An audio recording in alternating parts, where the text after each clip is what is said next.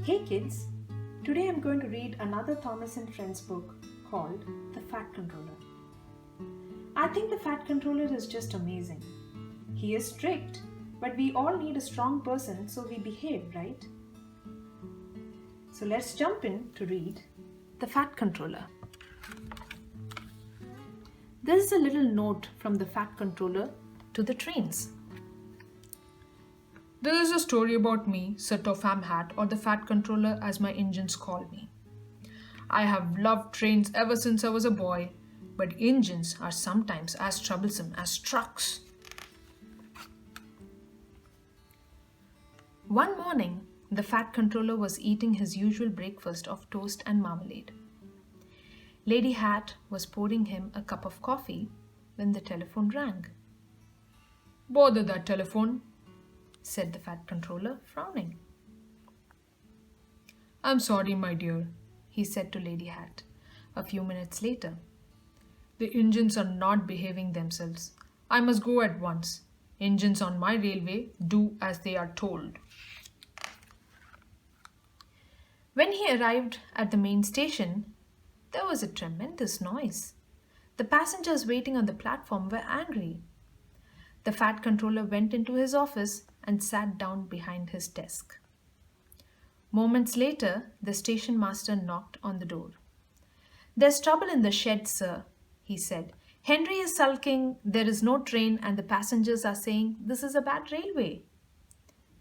Indeed, said the Fat Controller. We cannot allow that. At the sheds, the Fat Controller found Gordon, James, and Henry looking very cross.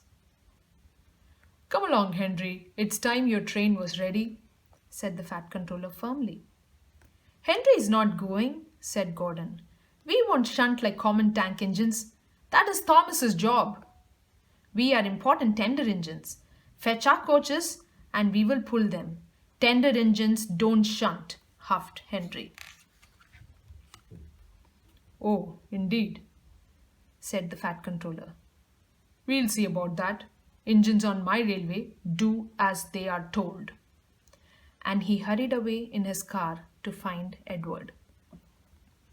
The yard has never been the same since Thomas left to run his branch line, he thought sadly, and he took out a handkerchief to mop his brow. Meanwhile, Edward was shunting. Leave those trucks, please, Edward, said the Fat Controller. I want you to push coaches for me in the yard. Thank you, sir. That will be a nice change, said Edward happily. That's a good engine. Off you go then. So Edward found coaches for Gordon, James, and Henry, and that day the trains ran as usual. But the next morning, Edward looked unhappy. Gordon came clanking past, hissing rudely. "Bless me," said the Fat Controller. "What a noise!" "They all hiss me, sir," sighed Edward. "They say tender engines don't shunt and that I have dirty wheels like the trucks. I haven't, have I, sir?" You have nice blue ones, Edward, said the Fat Controller kindly. Tender engines do shunt, but we need another tank engine here. The Fat Controller went to the workshop and inspected all sorts of engines. At last, he saw a little green tank engine with 4 wheels. That's the one, he thought. The Fat Controller knew a really useful engine when he saw one. If I choose you, will you work hard? He said. "Oh, sir, yes, sir," peeped the little green engine. That's a good engine. I'll call you Percy, smiled the Fat Controller. And he drove him all the way back to the yard. Edward, he called. Here's Percy. Will you show him what to do? Percy soon learned what needed doing, and he and Edward had a happy afternoon. Then Henry steamed by, hissing as usual. "Wish!" little Percy hissed back. Henry was so surprised He almost jumped off the track. The next day, the Fat Controller arrived. Edward, Thomas, and Percy were excited. He told the engines that Henry, Gordon, and James were sulking. They refuse to shunt like common tank engines, so I have shut them in the shed. I want you to run the line for a while. Common tank engines, indeed, snorted Thomas. We'll show them. And Percy will help too. Thank you, sir, whistled Percy with delight. Edward and Thomas worked the main line, peeping to each other as they passed by. Percy puffed along the branch line, carrying passengers to their stations. Thomas was worried about Annie and Claribel, but his driver and guard promised to look after them. There were fewer trains, but the passengers didn't mind.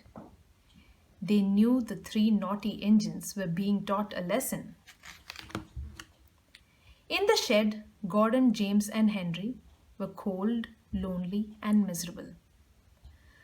There was no coal for them, no washdown, and they missed their passengers. They wished they hadn't been so silly. The next morning, the Fat Controller visited the shed. He could see that the engines had learned their lesson. "We are sorry, sir," said Gordon. "We were too big for our buffers," added James. Remember, only really useful engines can work on my railway, said the Fat Controller. He knew just how to handle difficult engines. From that moment on, the three tender engines were never rude to tank engines again. So now you know why I love the Fat Controller. He knows how to handle engines, especially when they don't behave. If you like this video, do hit the like and subscribe button. Bye.